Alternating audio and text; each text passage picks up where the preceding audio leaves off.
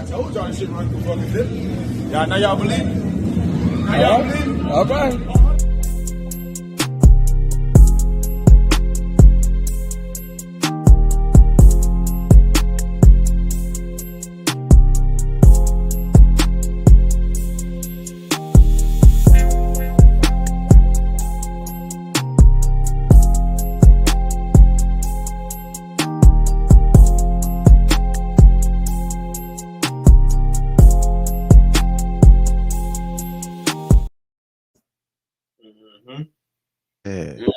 Matter of fact, that's the same motion.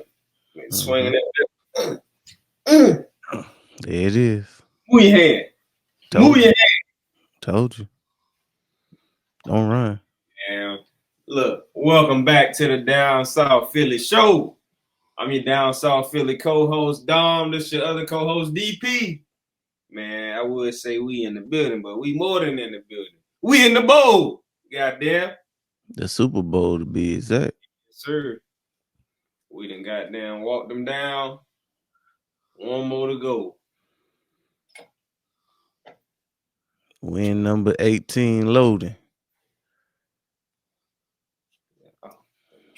Man. Tried to tell him. Tried to tell him. All right, I'm ready. Had to drop that light a little bit. But yeah, man, look. Y'all know what it is. Y'all know what we on. The NFC Championship game, Philadelphia Eagles versus the Washington Commanders, man. We just want to give a little recap to this 55-23 ass whooping. And you know what? The one of the biggest things, just get this out of the way. One of the biggest things that I'm mad about this game is that we ain't scored 60. Goddamn. Yeah.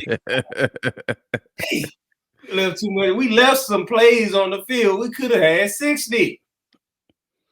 Well, Man, can you imagine goddamn a 60 down, and then on that damn Terry, the one where Terry took to the crib, they weren't supposed to get shit right there. So damn, take 7 off the board. Even if they did, let them not even take 7 off the board. Keep the 23. Imagine if we were 60 something to man, god damn, 60.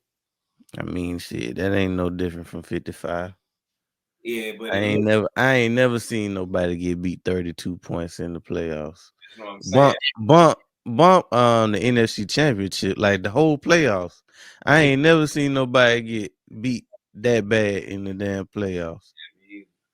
That was as lopsided as it get. That's exactly what you supposed to get when the number 2 seed play a 6 seed. The closest I seen was goddamn where the Philadelphia Eagles bust the 49ers head like 30. What it was like 37-7. That was bad, yeah. And what you call it?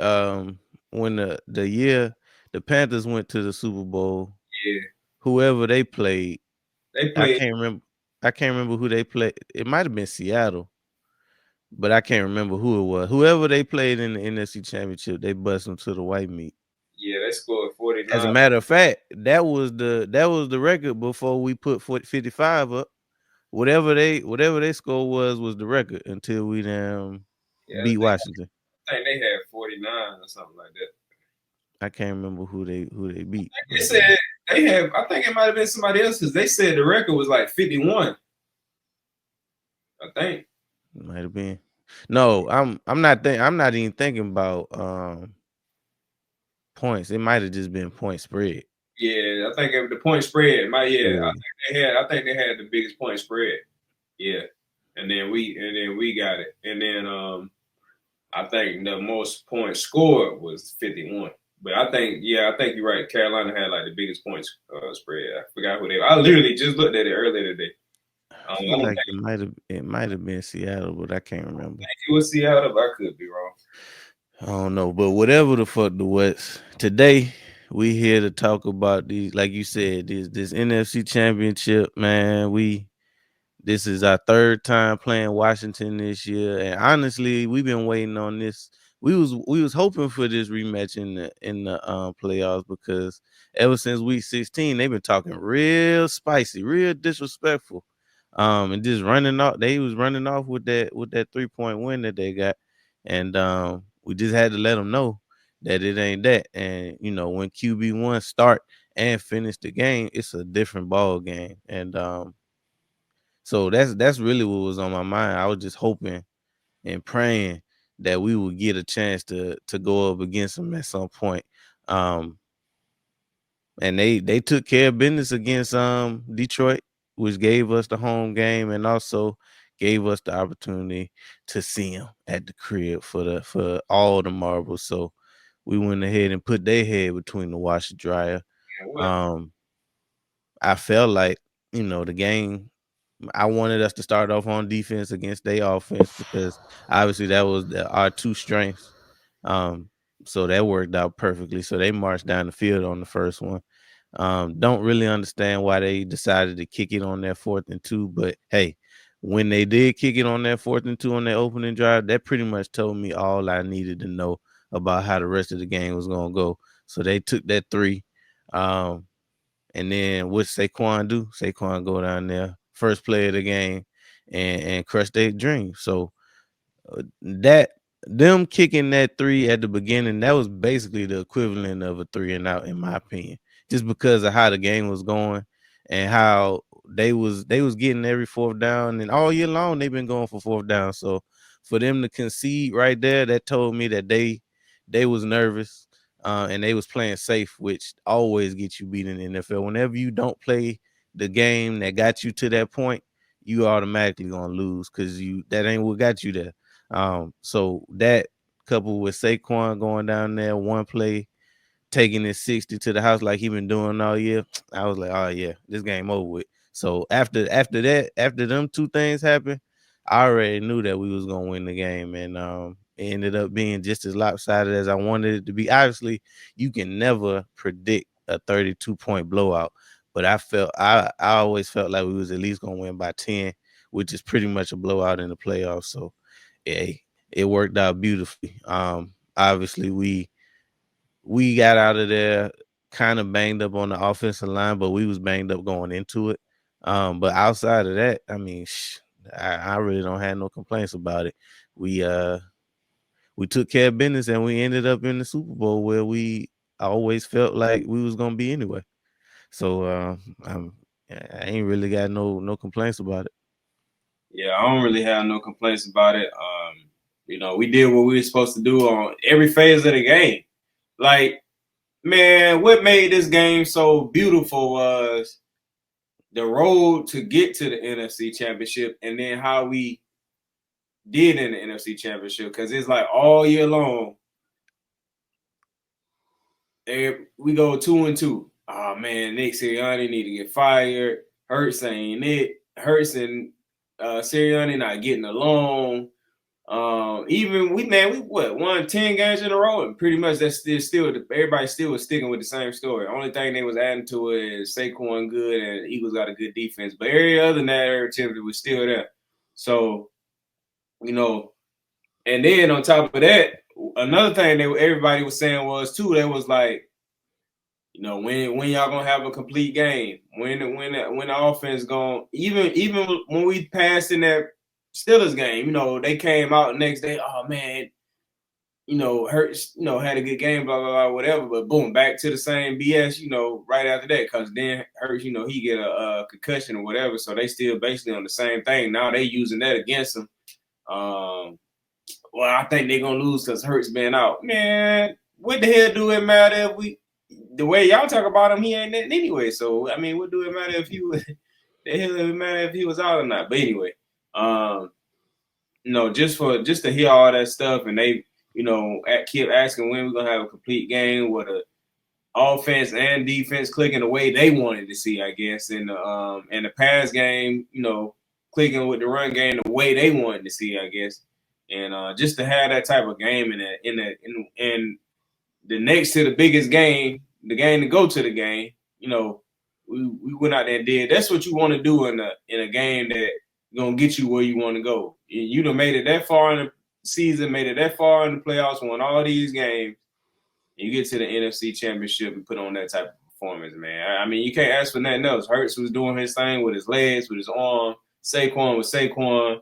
Defense was goddamn the muck in defense, man. Them boys, Fangio got them boys playing lights out. Yeah, they mad whenever they give up more than about 17, 20. They be pissed off. So, hell, they probably still pissed off about that 23, but they so happy they was going to the bowl, they might have let it slide just for a little bit. But I'm sure Fangio got on them in the meeting or whatever. But man, I'm loving it. And then on top of that, to see Fangio leave Miami where basically the players were saying they didn't like him, they didn't like his style, whatever, blah blah blah. He come to us and we had a number one defense. You can't tell me them dudes over there looking like, damn. I mean, the only difference was, outside of the personality they had, the only difference was that the dudes in Miami didn't buy into what Fangio was telling them. You got to buy into your coach. You got to buy in, and everybody on this team is buying into not only the defense is not only buying into Fangio, but everybody on this team is buying into everything that the coach is telling them. Every time you listen to any of the press conferences or anytime any of the players get interviewed, the same stuff they say is the same thing you hear Nick Sirianni say. They sound like all of them sound like mini, like little Nick Siriannis. They say all his sayings. For real, everything that Nick Sirianni preach, they saying it every interview. Every interview, they slide in a couple of his little phrases and sayings or whatever. And and then as far as the defense goes, they just repeating everything Fangio been saying and talking about how he done got them to buy into. Because early in the season, man, people didn't realize we talked about it, but people didn't realize it takes time for a defense to not only mesh together, but mesh together with a new system and coordinator and all that. So I wasn't really worried about the defense. I knew Fangio. I was saying all season long, I was like, Fangio gonna get these boys together. I believe in Fangio. He gonna get them. He gonna put the right guys on the field. Now it might not look exactly how it was supposed to look in the beginning, but he still had to get a feel for his players. They had to get a feel for him, and they had to learn the system. Like a lot of people talk about how complicated his defense is. So of course they're not gonna have it the first few weeks. So we also said at the beginning of the season we felt like we could have a top 10 defense. We ended up having a number one defense, so that's crazy. But man, look, the game alone, man. When Saquon caught that, but matter of fact, let me go to the drive when Washington had the ball. Boom, they driving. Every time they pick up a fourth down, I'm like, fuck, damn. Mm-hmm. And I wasn't really mad at the defense because it's kind of hard. Like, boom, if they got a 4th and damn 3 or 4, and you didn't just damn near stop them on 3rd down, but it's hard to keep stopping the team. Now, just as hard as it is to keep stopping the team, it's hard for them to keep picking up 4th downs as well. So, same thing. But that's our MO though. Like we'd normally give you, if anything, that opening drive. Right. Yep. So that's why I wasn't really tripping, even if they would have scored. Yeah, I wasn't really, and then that too. I was on that too as well because every game, pretty much, you'll see them. Every offense pretty much walk us down on their first drive. They're gonna walk us down the field, but then maybe they might do a little something on that second drive and then end up punting, or they might get a field goal or something like that. But man, maybe after them first 2 drives, it's a wrap. I wasn't really worried about it because of that either. But every time they picking up a 4th down, dang. So when they came to the point where they was getting ready to either kick a field goal or go for that last 4th down when they kick the field goal, I was thinking the same thing because I'm thinking like, all right, they did go for it. They probably go for it again, but like, do you want to chance it right here? Like, we had this long ass drive. They stop us right here. Cause that's a thing too. Like imagine an offense. You coming out in the NFC Championship. You have this long, successful drive where you moving the ball and went for it on 4th down. You go for 1 4th down too many. They stop. Damn, we ain't even get no points. And then we mess around and drive the ball right there and go score. Now they feeling defeated. So I can't understand. The coach probably was like, man, let's at least get some points on the board. They stopped us. We should have picked it up on 3rd down. Yeah, right here in the red zone. Let's go ahead and get some points on the board. That did surprise me though. Like they ain't been that cautious team all year. Like they they've been the ones to like just go for it. Whatever happened. It ain't really surprised me because I guess in my mind I was also thinking like I know that's how they play, but I'm also thinking about how coaches. We talk about this all the time. How coaches play different in the playoffs. Mm-hmm. Ravens.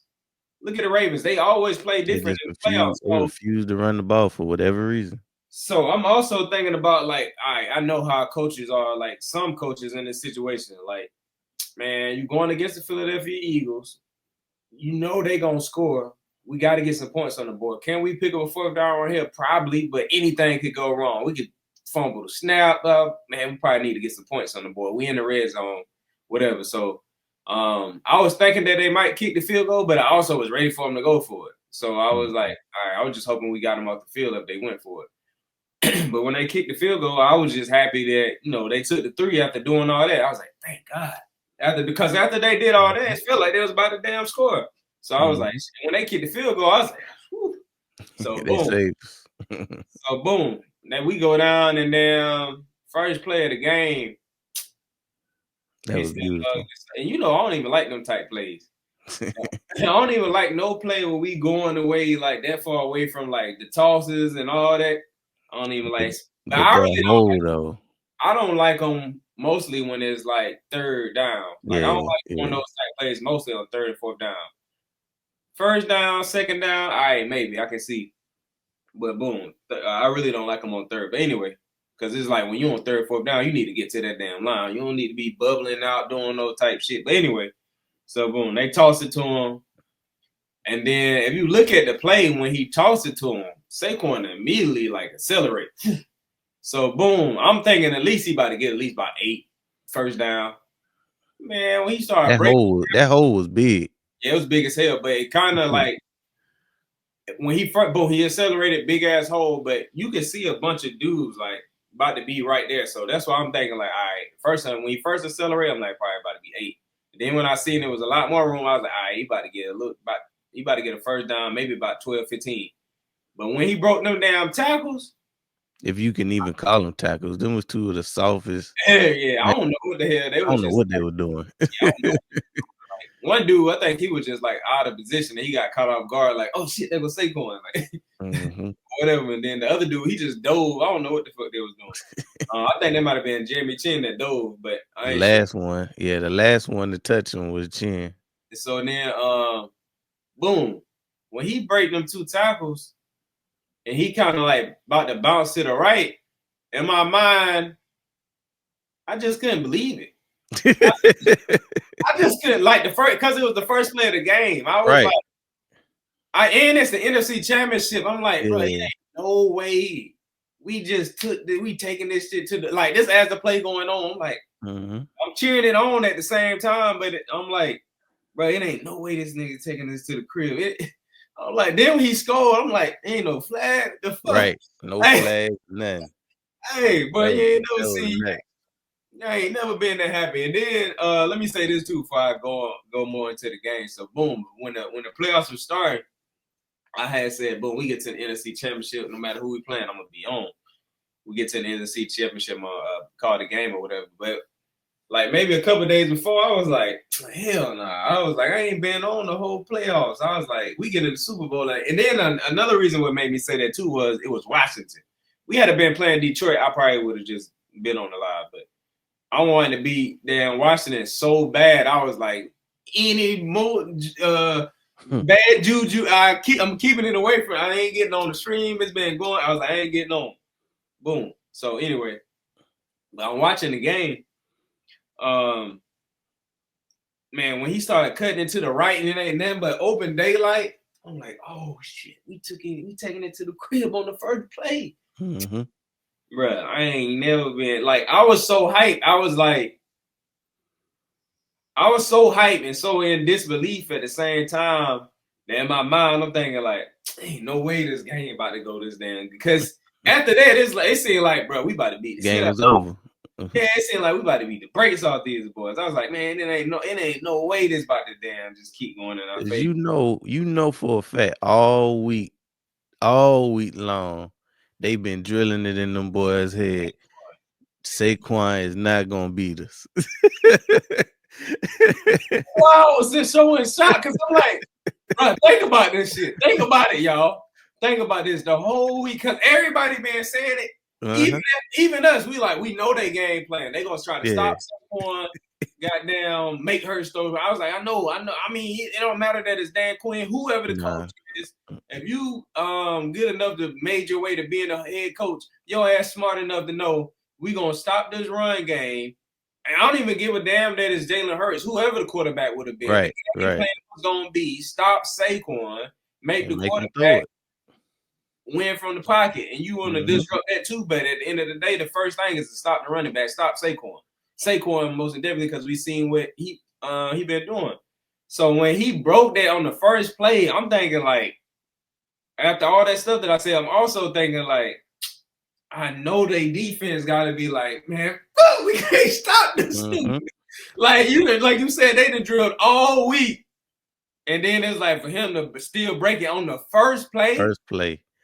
The very first play. It right there. Like that's puts a whole so much out in them boys. It was like, and then what further that not only were they turnovers, but it's like whenever you still like the game going on, they ain't getting like they never got no defensive momentum. Like, anytime the defense like they got some stops, but like they never got a turnover. That's like when defense really get turned up when they get boom. Jaden Daniels go down and score, then the defense turn around and get a turnover. Now that's when you start seeing some real like teams momentum, and it really just be they be believing more and they be playing harder because they see it. That's all it really be. But then we triple down though, because when we kick it off to them, then we go out and punch that bitch out again and go score again. Ship dog, man. So boom. We take it to the crib, and then we kick the ball off to them. Did they get? Nah, we scored 14 before they got 6, didn't we? Because mind you, at this point, Saquon had touched the ball 2 times and got 2 touchdowns. Yeah, so boom. Because I think even like boom, Ship come down. He made him fumble. We got the ball. Mind you, before I ain't even gonna brush past that. When they fumbled that damn ball, I was like, bro, ain't no way we about to get 14 this damn quick. I was like, hell yeah. I was like, we about to get this down. We about to go 2 scores. We got to. I ain't want to kick no damn field goal. I was like, we got to put this bitch in the end zone. So then I think we ran a few plays. I don't even think Saquon was on the field. Nah, because his first touch was that touchdown. Yeah, so he I think he was on the sideline. Gainwell might have been in or whatever, and I think his calf might have been bothering him or something. Anyway, so I think he was on the sideline. Boom, he get back in the game. We hand it off to him, and this is one thing I like about Saquon. And what really made me notice it, I was watching some of his runs, but what really made it stand out to me as I was watching it, I remember earlier in the year it was like training camp.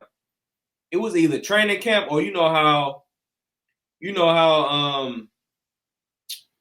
when they show like on social media, players will put up like clips of them working with their own trainers. Yeah. So I don't know if it was that or it was like training camp, but anyway, it was Saquon Barkley, and he was talking to whoever was like he was training with or whatever, and they was telling him, they was like, hey, when you running the ball, like you cutting too quick. Press the hold a little bit, like you run in there and then like cut off of that because you're gonna draw the defenders in or whatever. And matter of fact, somebody else said that on the podcast. It might have been was it LT? Somebody that was on the pivot. It was a running back or whatever. He said he did the same thing or whatever. Somebody taught him that and he kept using it. But anyway, I remember Saquon putting up a video or whatever, and somebody was telling him that or whatever. But anyway, if you watch Saquon run, like on those tight runs, he run to the hole, like he might be running to an A gap, whatever, boom. And the linebacker try to fit that gap, fit that hole. As soon as he see them like committing to that, boom, he gone. Like, and then he cut so like he don't even lose no momentum. And that's one thing about him. Like when he do like jump cuts or he just like whatever, he still be in like full speed. So it's like he don't take that, it don't take. Watch it, just watch him. Watch it. That's why like it's crazy because That's why when he get in the open field, it's literally nobody that's gonna bring him down because he been running full speed since he got the ball. Yeah. Everybody else gotta change position, then try to snap. But nah, he been running full speed the whole time. And, and he's so used to running into a brick wall for 6 years that now is like easy.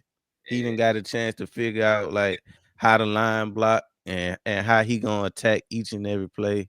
It's just beautiful. It really could like when Saquon came, it worked out way better than I thought it was gonna be. Like it's like he the perfect back for the system that we got. Yeah.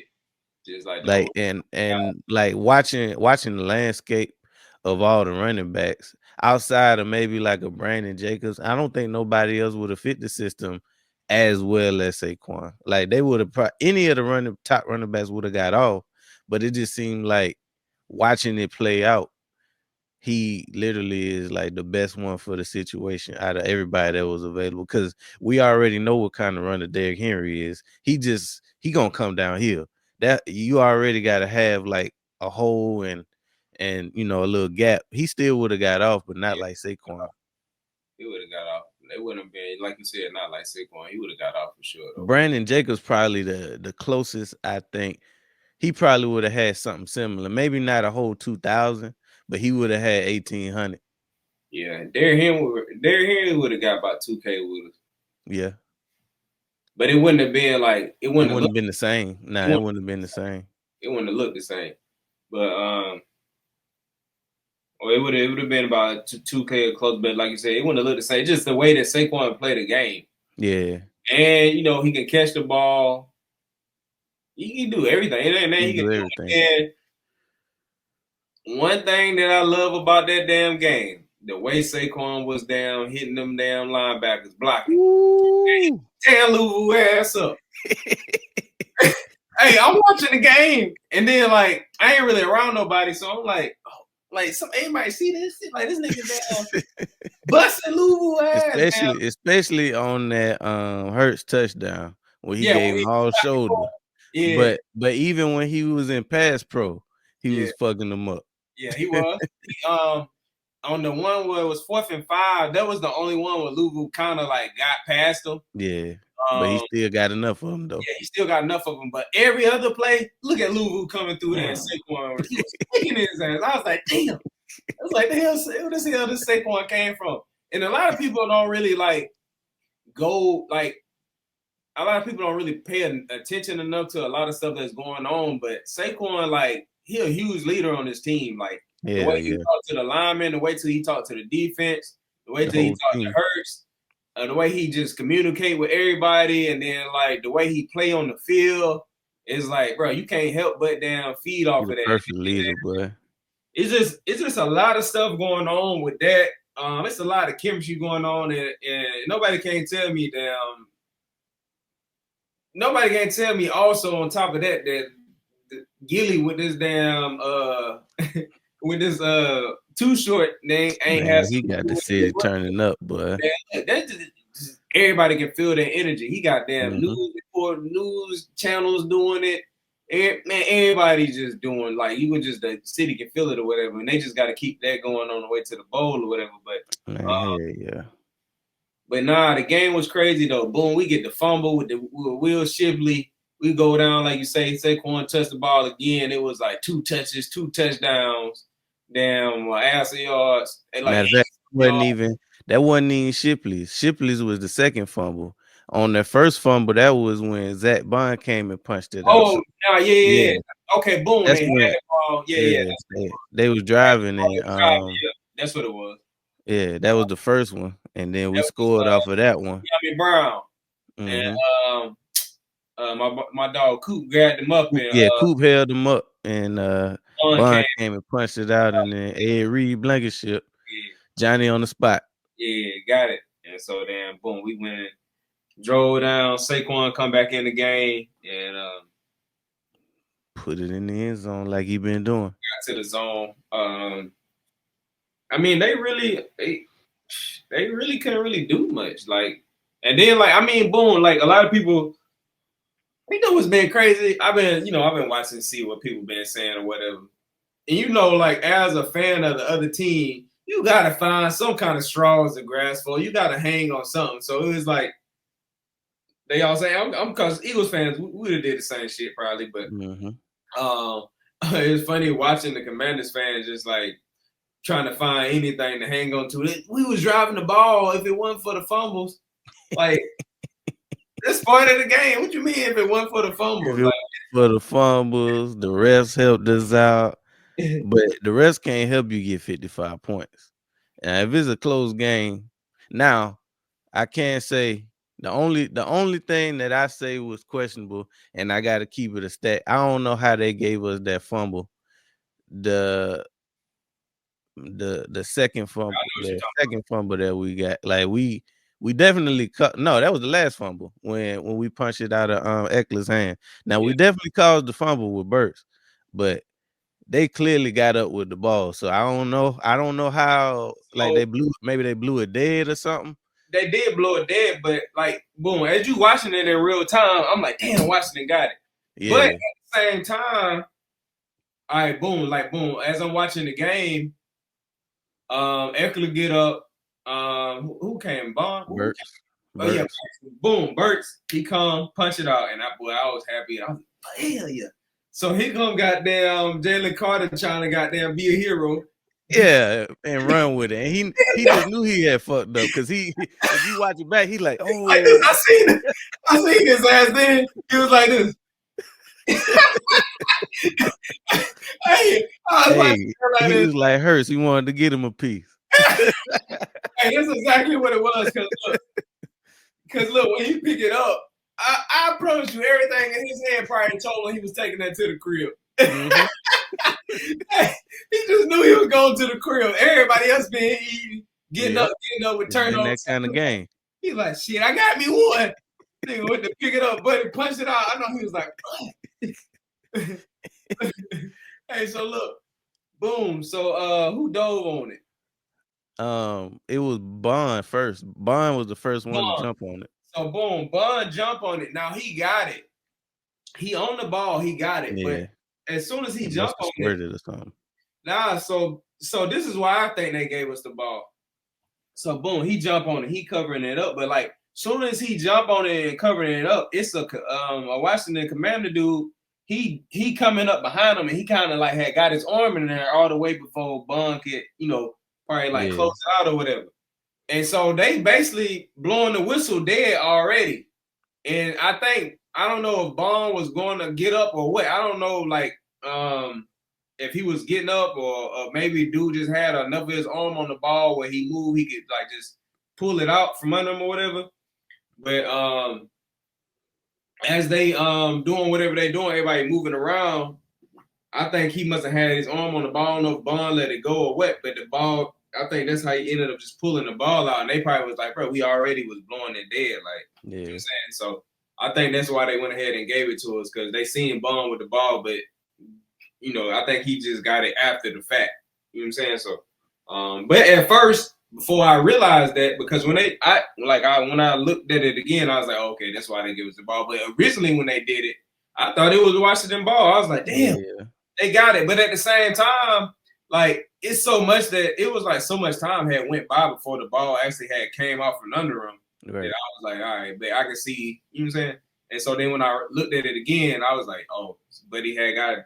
I seen Buddy got his arm up under Bond, and I guess he had a little piece of the football. Like I said, it was so many bodies right there, you really can't tell. But I don't know if like Bond maybe was like trying to get up, show him he had the ball or what. But I think he just ended up like being able to get it from up under him or whatever. But it was after the fact. Hey, either way, I'd take it. But yeah, so the only thing that I was questioning was that Smitty catch. I was like, yeah, but then we got away with one. But I mean, you go back and look at it, it was so close. Yeah. It was so close, damn. They would have had to zero in on that bitch with a damn 30 times magnification to see if one of the blades of grass was white. Goddamn. Smitty good for a questionable catch in the NFC Championship. That's what he do. What? That's what he do. Play the thing, goddamn. But man, I was just glad that, like, everybody was turning up. It was like everybody was contributing. Like, bro, like literally everybody. That's all phases. Will Shipley got the touchdown. He got the long run. He got the fumble. Gainwell would have probably got off a little bit more, but he got hurt. But you know, everybody on offense, Smitty touched the ball. AJ damn got his catches in. Goddard got his rocks off. Goddamn, they even handing the ball off. They even handing the ball off to Goddard. I like to see that little wrinkle. Yeah. They handed the ball off. They did the same thing with Smitty. They ran basically the same play. One went to Goddard, one went to Smitty, whatever. To me, that looked like the same play with Dak. We used to get a CD Lamb all the time. It is the same play. Like, as soon as I seen it, I was like, this shit, CD be getting off on that shit. Nigga get a first down every time. Like, damn. Yeah, because you know CD held with the ball in his hand anyway, though. Hey, speaking of that, man, go back and look at that play when we gave Smitty the ball. He go to the line, a big ass gap, somebody blocking, his ass bubbles so wide. I'm like, Smitty, you don't see that big ass lane? Why you? Because it looked like in his mind he was thinking about trying to take it to the sideline. Yeah, he already had it. He already had it in his mind. Yeah, it like he already had in his mind he was gonna try to go outside of that block and go hit the sideline instead of just hitting the gap. I was That's the difference. That's the difference between the running back and the wide receiver, right there. I was about to say, boy, if you can't tell this nigga ain't no damn never did running back type shit. He always was wide receiver. And I had to hit a crease, goddamn that big ass gap. You about to damn. Because if you go back and look at it, the reason why I'm saying that, if you go back and look at it, I don't know, maybe he got like 6 yards, but if he had to hit the hole. Soon as got some real, got probably about 8 to 10 yards, but he ended up probably getting like. He would have at least got the first down. Yeah. So then, as I'm watching this shit, I'm like, "Damn, Smitty doing like that? Hit the hole, nigga." So damn, and the first thing came in my mind, I was like, "Boy, this nigga ain't a wide receiver." Hit that shit so quick, but damn, yeah, man. Like I said, everybody got involved on the offense. All the wide receivers, tight end. Damn, Hurts got off with his legs. He threw a touchdown. I was mad that one damn Hurts run that got called back. The one he took to the crib for a touchdown running. I missed that one. I think whatever I was watching on my iPad. It had, for whatever reason, that the thing restarted. And as it was restarting, that must have happened because literally I saw everything but that. And I heard a couple people talk about the one that got called back. Yeah, he took it to the crib, and I was like, yeah. And then they was like, penalty. And then when he ended up running the other one in, I was like, all right, bet, made up for it a little bit. Kind of. It just wasn't as long of a run, but yeah, that block that Saquon had on Louisville was worth for real. But and then on the same thing on defense, it's literally like everybody was getting them a piece on defense.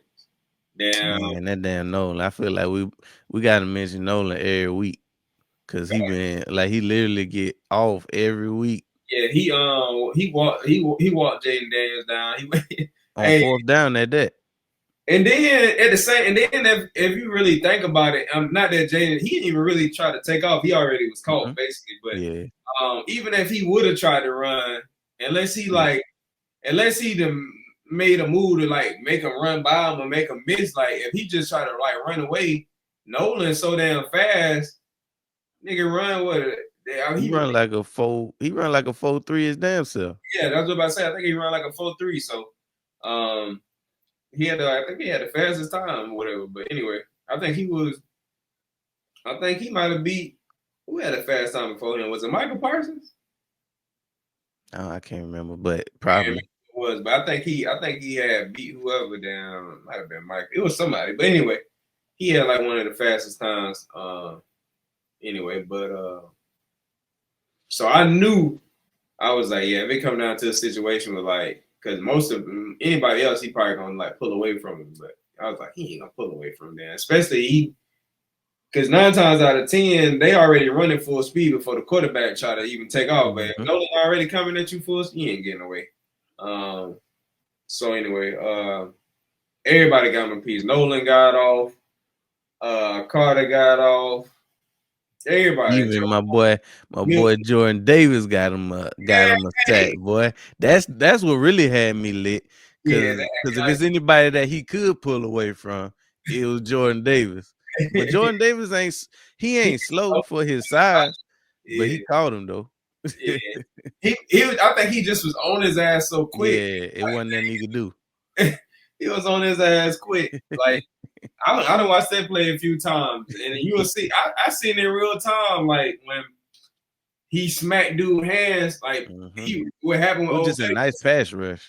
Yeah, what happened was old buddy kind of like out leveraged himself. He reached up too high or something. Damn, I guess JD was at like the right angle. He swiped his hands, pushed his hands. Man, he was on him so quick. I don't think Jaden realized he had like got by him. Not that quick. He realized he tried to damn spin out of there. It was too late. On his ass. And Jordan, he good for missing a damn sack. He'll be right there on the quarterback and motherfucker damn duck under him or some shit. Not this one. Like, you tall as hell. You already know to swing low. Why are you trying to grab a motherfucker up high anyway? Grab for the nigga body, goddamn. You trying to grab a nigga, grab for his waist. Because if you grabbing up high, all motherfucker, you so big, all they gotta do is duck up under you. That's what Stafford tried to do to Carter when he got set. He wrapped him up anyway.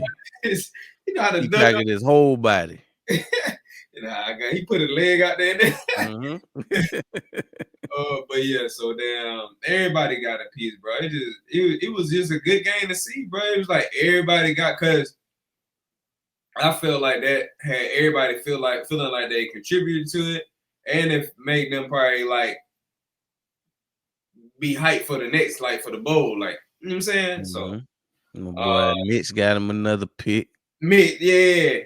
They trying to downplay my boy Pick. Oh, he was just trying something. Hell no. Y'all was doing this thing. He was trying to score. That's what you was trying to do. Exactly.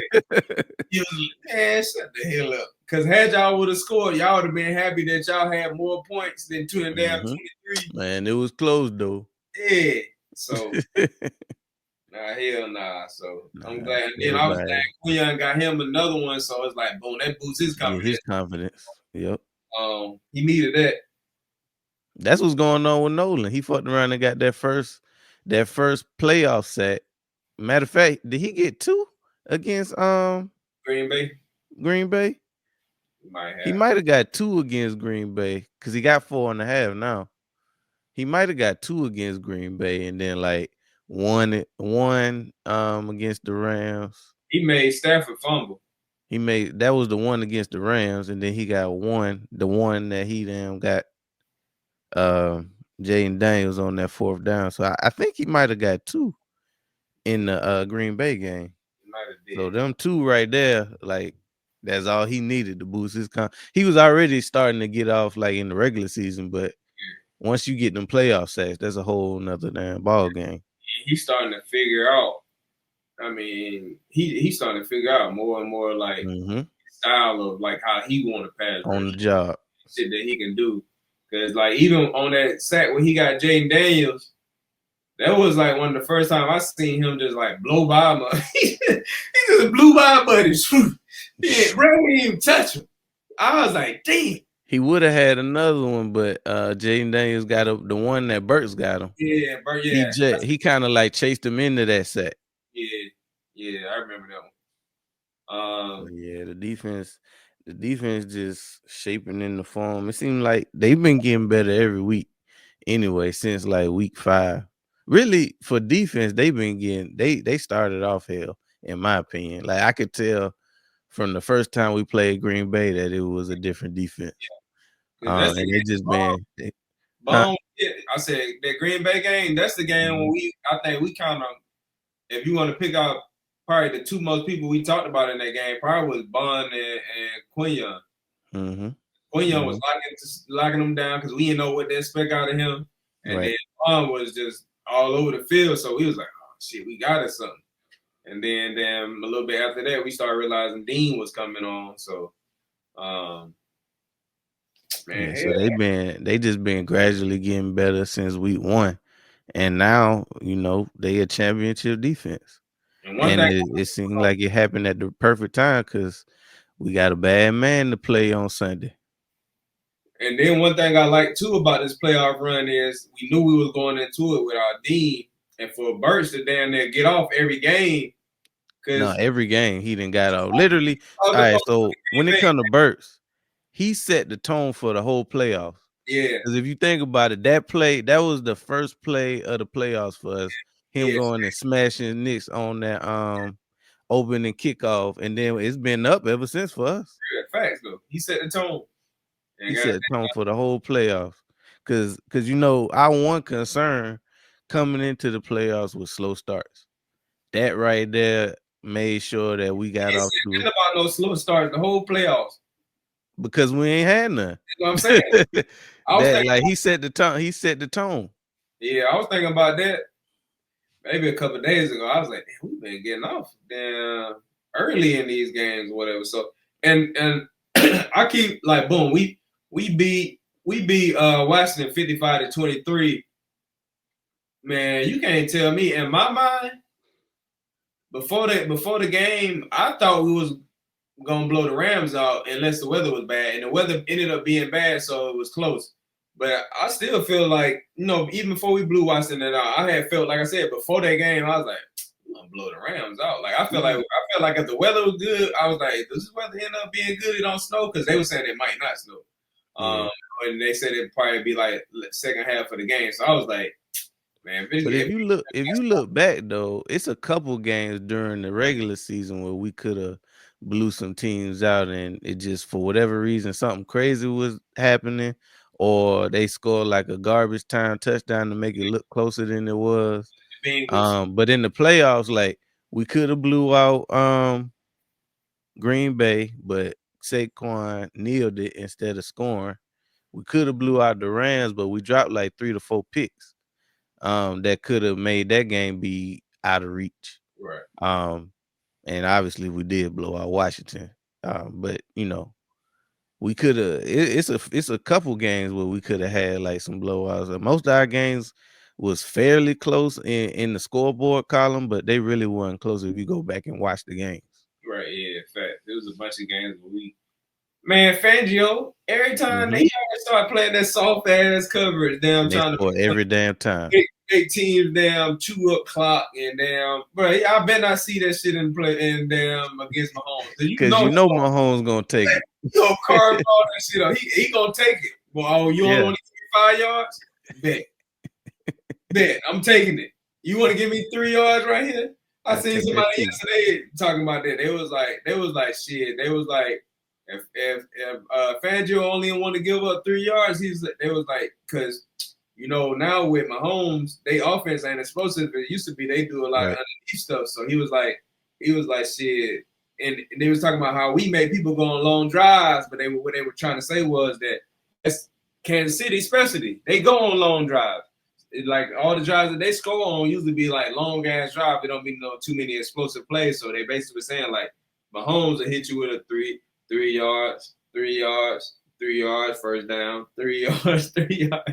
But then at the end of the day, it's up to us to damn cut that shit out, turnovers, whatever.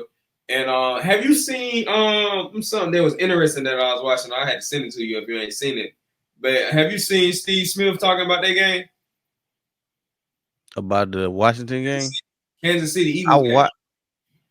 Nah. I'm gonna send it to you. He doing like a little breakdown. Him and somebody else. They doing like a little breakdown talking about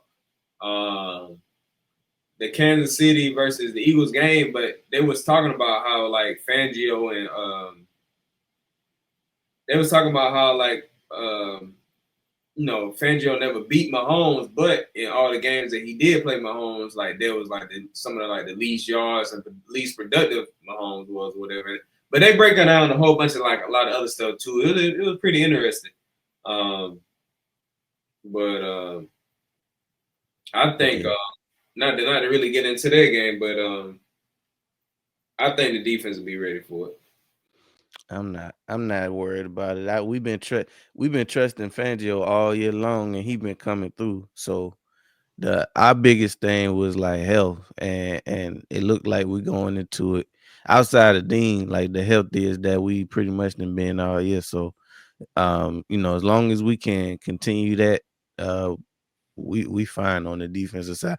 And on the offensive side, we fine too. I am interested to see how I know Landon Dickerson and Landon Dickerson and Beef Jerky yeah. bounce back. Only So hopefully these 2 weeks doing some good being off.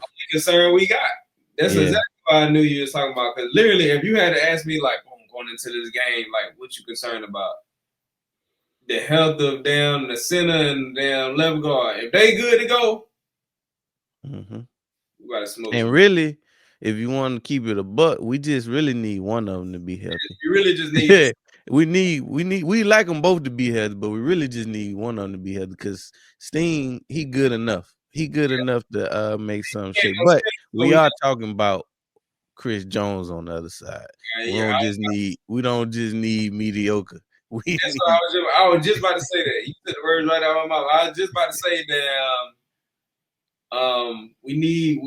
we do need one to go, but if I had a preference, I need Cam Jurgens to go because I don't know how because we're going against Spags. So I don't know how Dixon, this is just his this will be his first time starting if he had to. Right. And for him and Jalen to try to get on the same page with calling out these damn blitzes and stuff. Yeah. Even if you go back and look at the Washington game, that play where damn Hurts got sacked and boom, Dickerson hiked the ball. I think we might have had Goddard in the backfield. It was Goddard or one of the tight ends. They was in the backfield, and then Saquon was back there too. He had both of them back there with him. Boom, hike the ball. Saquon run out to the left. Dickerson, he goes to his left and put hands on, I think that was Louvu. So he put hands on him. So boom, Goddard comes up to take the guy that was right there to Dickerson right. But as he's going to do that, Dickerson hurry up, comes back to the right, get the guy on his right. Now he leaving Louvu to come. Like, I'm like, what the fuck was that? You just take him. We got Goddard in the back. The damn take. That's the whole reason why we got him back there to block that up. So when he let Louvu go, boom, Louvu get a sack because now he right on Hurts' ass. Like damn, because now Dickerson and Goddard blocking the same motherfucker. They double teaming one guy and then let somebody else go free. So it's like, I was like, nah, we can't. There's gonna be another. You can't have them kind of damn miscues against damn Spags. He gonna be, especially we injured. Oh, he gonna be testing that damn middle. See if these boys can sort this shit out. I'm saying it's something at their ass. But as long as we healthy, I think because this is what and we're gonna talk about this when we get ready to talk about the Kansas City game. But I'll just go ahead and mention this much. This is what I think people failing to realize about, because I seen what's the dude name? Colin Cowturd, that nigga. So him. I seen a little clip of him going around talking about so somebody was saying something about Kansas City stopping the QB sneak, like when we sneak it. So Colin talking about some. I don't think Kansas City gonna have to worry about stopping because I don't even think he was like get in the red. He ain't think we was gonna get in the red zone. Red zone. This is I need to go. Like I ain't watched dude all year, but I kind of want to figure out like what he like. I got an idea what he getting at, but I'm sure he might have went into more detail. What I feel like he getting at, maybe I'm wrong. Like I really want to go see it. And I ain't, like I said, I haven't been watching none of them dudes all year, but this like particular take got me interested because I feel like what he trying to say is Spags defense gonna be too much for Hurts. I feel like the narrative. That's exactly what he got at. He don't feel like Hurts gonna be able to figure out Spags defense. He ain't gonna be able to figure out the blitz, and we'll never get it. And he also thinking Spags is a good defensive coordinator. He gonna have something in place to stop Saquon. It's gonna be on Hurts to read the defense and figure it out. He ain't gonna be able to get the job done. Now, this is what I feel like people, and like I said, we'll talk about this on the other thing, but this is what I feel like people failing to realize is because we just seen what Spags did to Josh Allen. Because a lot of the Josh Allen messing up was the defense getting to him in critical situations. And I think what Colin thinking is like, if Josh can't damn figure that shit out, Hurts not gonna be able to figure out. He definitely ain't gonna figure it out.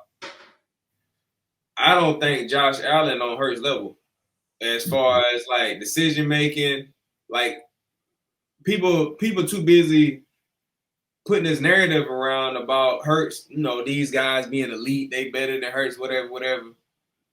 But that's why when we win this game in the fashion that we win it, they're gonna be kind of shocked. They either gonna have to bow down to what happened, or they're gonna come up with a new narrative on why it don't matter why Hurts damn beat the Chiefs. It was Saquon or whatever. But what it's really gonna be is the decision making of Jalen Hurts. I think I didn't even think. I know he can figure out whatever Spags doing. He's gonna be able to read the defense. Now it's also gonna be up to the offensive line to do their part. Mm-hmm. For them to communicate, they definitely got to have better communication. But as far as Hurts reading what he's supposed to read, and it come down to him being able to read it better than Josh Allen, I'm not taking Josh Allen over Jalen Hurts in that situation. Mm-hmm. And I think that's why Colin said what he said. He thinking like, nah, he ain't gonna be able to figure this defense out. It's gonna be too much for him. Now people also gotta remember, we went to the Super Bowl against Kansas City. He played that defense. Now I don't think the defense they had in the Super Bowl that year is as good as this defense, nor do I feel like Spags is calling the defense exactly the same. To me, the defense that the Chiefs had last year was their best defense. Mm-hmm. Now, the defense they got this year is, I would say, closer to last year's defense than it is the 22 defense. We played the Chiefs last year when they had their best defense and Hurts won. Mm-hmm. People forgetting because people keep talking about the last time Jalen Hurts played the Chiefs. Like, we didn't just play them. They forgot we played them in the regular season. Like, nobody's saying that. They keep saying the last time Jalen Hurts played the Chiefs in the last Super Bowl. No, he played them last year too in the regular season. And beat them in Arrowhead, I think. Yeah, in Arrowhead. Now, a lot of people you can kind of try to point to they wide receiver dropping that ball, but that don't got nothing to do with Hurts in the defense. That's Mahomes and against our defense. What I'm talking about is Jalen Hurts versus Kansas City defense. And the only reason why that game was probably even closer because our defense was trash. Oh, yeah, you know that. I went back and watched that too. Swift got off in that game. It was raining in that game too. Yeah, but Swift was getting off in that game, man. You know, in 23, we definitely weren't running it like we needed to. Right. So, and we definitely didn't do it in the Super Bowl. We didn't really run the ball like that. We ain't run the ball at all. I remember Miles fumbling twice. Yep. After that, we was like, it was all on her shoulders then. Hey. I seen somebody posted. I don't know why they posted. I don't even think they had a caption to it, but somebody posted. I guess they was trying to say if we hit this play, we probably win the game. But that play, the quiz in the Super Bowl, I guess they was trying to say if Jalen, he probably that catch away from us winning the game because I think we would have went up 2 scores if we would have got that. And that's when it was. That was before the Chiefs even had a lead, because remember they had messed around and got the lead. This was like we could have scored twice, and they never would have got the lead. Like they would have had to score 2 more times to even tie up. So anyway, I think it was something like that. They might have been down maybe like 3 or 4 points or something. I don't even know. But anyway, maybe a touchdown. I don't know. But anyway, had Quez caught that. I guess that's what they were trying to say. But different game. But what I got from that is. When I seen that shit, I was like, bro, this is exactly why Hurts don't throw to the third wide receiver no more.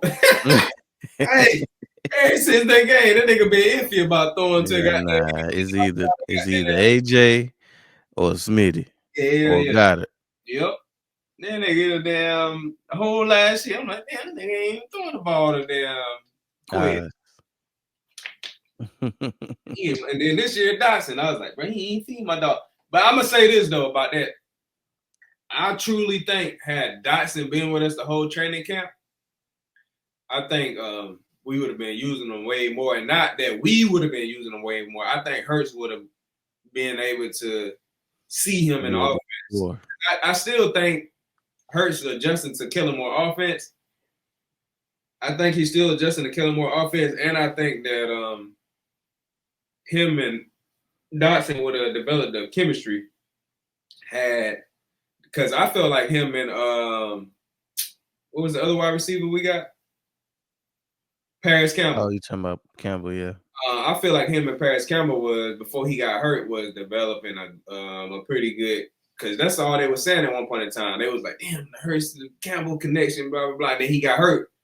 And I was real mad about that because I was like, damn, because in my mind, that Smitty, AJ, we already know that most teams going to be focusing on them. We got Paris Campbell on the third, fourth guy. With Hurts making the decisions, there's going to be a lot of, open, easy yards probably. And then we got Goddard too. So I'm thinking like, wow, we probably could feed that third wide receiver. But when he went down, it's kind of like a lot of guys kept coming into that position. And then, boom, we get Dotson at the end right there. So they don't even really got no time to develop no chemistry because, one, training camp and all that over. And Dotson just getting there. He got to learn the playbook anyway. So, and I think that's another reason why we saw like other guys like Kenny Pickett and Tanner McKee throwing to him, because they probably, one, they ain't playing the game, so they got more time to dig into the playbook. Two, they on the scout team, and they get to throw to these guys more often. They get to throw to the third, fourth, and fifth wide receivers more often, so they also have a better chemistry with these guys. So I think that's why we saw them throwing to Dotson and stuff like that more. But and they don't have no takeoff ability either. So they got to stand in the pocket and hope somebody get open. Yeah, for sure. But yeah, man, that game. I'm just glad we beat them boys in the fashion that we beat them. Because also, you gotta think about this. All right, let's say Washington get beat. We had to go play Detroit. Now let's say we beat Detroit or whatever. We going to the Super Bowl, but Washington got beat by Detroit. Man, them fools would be talking about the last time they beat us the whole offseason. Mm-hmm. So what made it even sweeter was, all right, boom, yeah, y'all beat us, but now y'all got to come play us again. So now they had come play us again. It's like, boom, we smashed y'all. It's like, now you can't even talk about that second win no more, because in the biggest game, when it mattered the most. In the biggest game with Jalen Hurts. Had to bend the knee. And then they got the nerve to be talking about, now they're going to be saying in the other game that we won if Jalen Hurts hadn't played. Damn, we were saying that from the beginning anyway. Not only was we saying that from the beginning anyway, you already know that. Mm-hmm. And they would have said it. Let Jaden Daniels had got hurt. Yeah, it would have been the same thing. If Jaden Daniels would have got hurt. Mm-hmm. So I mean, at the end of the day, I don't even know why they acting like that. And that's why people going so hard on them right now, because it's like they forced it. Yeah, that's why people going so hard on them right now, because it's like, all right, boom, y'all beat us. We say, hey, had Jalen Hurts been in, we would have beat y'all. If it's me, I would have been like, hey, maybe, but we still beat y'all ass. They on some, it don't even matter if Hurts would have been in. Yeah. It don't even matter. Because y'all got the number one defense. Yeah. Yada. You don't play defense, bruh. Stop playing. So that's what, and it's that kind of talking that made me mad about last year's team, because a lot of people tried to make it seem like Hurts had a bad year. Yeah, and I'm saying we had a bad defense, so people try to make it seem like the defense don't affect the offense. If the defense out there damn getting their ass roasted, and damn we are the offense ain't getting no help. We constantly had to go. The defense getting scored on. The offense got to keeping up score. That's what the Bengals was doing all year this year. They didn't even make it to the playoffs. We made it to the playoffs because Hurts put the team on his back. And another thing that wasn't talking about was the fact that because Hurts was putting the team on his back, he was an MVP candidate the first 11 weeks of the season. Yeah, he was. Until we started losing, he was number 1, number 2 in the damn MVP race last year. They acting like he just fell off a cliff after the 2022 season. Yeah. Nah, he did pick up where he left off. Yeah. It's just defense didn't. Yeah, the defense basically screwed any of that because they looking for a reason to overlook you. So it's like, all they want to talk about is them last games of the season. Yeah. Because the offense was still putting up the same thing, same points as the year we went to the Super Bowl, same point spread. It's just the defense couldn't hold up their end of the bargain. Nope. Now I had Gannon. Now fuck this. and let somebody know he was going to not be the defensive coordinator, we would have had Fangio. Yep, a whole year earlier. We would have had we would have Quignon and Coop probably. That's what I was about to say. I was like, we might have had to take that one. Yeah, that's why on the chin just so we could get a blessing. Yep, that's why I ain't tripping the bread. Trust me, I had this talk with myself. I was thinking about it. I was like, damn, because this is my mindset on that whole situation. This is the only reason that I'm glad now because we got him. But the only thing in my mind that I'm wondering is because I feel like the coaches we had last year was like not only was they trash, the defensive coaches, not only was they like trash mediocre coaches, but like how good was their development? So in my mind, it was like they probably could have developed year one Jalen Carter even more, year one Nolan Smith even more. Like a lot of these year one dudes, they bought out this season, but they would have this would have been their second year in Fangio's system. You know what I'm saying? So, but it is what it is. It was all worth it to get Coop and Quignon, so I ain't tripping. But I do wonder, like, damn, the boys would have had Fangio their rookie season, they would already. But I mean, now it's like it don't even matter no more. But for him to turn one of the worst defenses in the league, I think they said was until the absolute best unit, man, he need something for that. Man, he gotta get something for that. Nah, look, when we win this game, they gotta go back to the NovaCare Center or wherever they got Nick Foles statue. I don't know if they got it at the link. Where is statue at the link? I think it might be at the link. Is that the link? Yeah, so they need to go to the link. We need 2 statues. I ain't even gotta tell you who they is. Saquon and Fangio got that. Well, we need 3 then, because Gilly need a statue too. Yeah. Gilly, put Gilly at the NovaCare. Gilly up at the NovaCare Center. With a big ass hat on, guy. Boy, Gilly had the playoffs turned up, boy. Yes, sir. Damn, that shit damn crazy. And he was at the you see, he was at the send off today. Yeah, I saw it.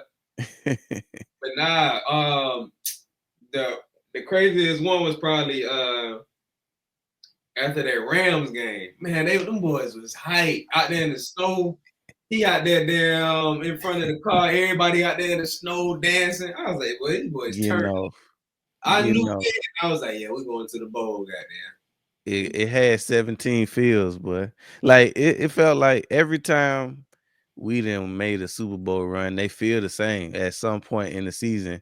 Yeah. It just feel like all the point from like the luck that you gotta have, from the health that you gotta have, the magical plays that you gotta have, like all of the stuff that you need for a Super Bowl run. We be seeing it early. we won the year that we won the Super Bowl might have been the least healthiest we was, like, as far as starter wise. Yeah, it was. It was the least healthiest. So then, because we had people go down, and not only go down, like go down for the year. yeah, Jason Peters, linebacker. We had some linebackers go down. Man, we had a few people, but Wentz. Yeah, Wentz, the main motherfucker. Wentz, Mhm. but man, I've been saying this all season. Everything has been lining up. Even in 2017, when we was going to the bowl, that was lining up. Wentz had to go down for Foles to do what he did. He That had was a magical run, boy. lining that up for that to happen the way that it happened, and then for him to be at the NFC Championship to give them boys the trophy was dope. Yeah. And then that's one thing about Philly, boy. It seemed like everybody who like played for Philly, like that's their favorite place to play 9 times out of 10. That's a few people, like goddamn bitch ass nigga. What's dude name? The wide receiver. Damn, what team he came from?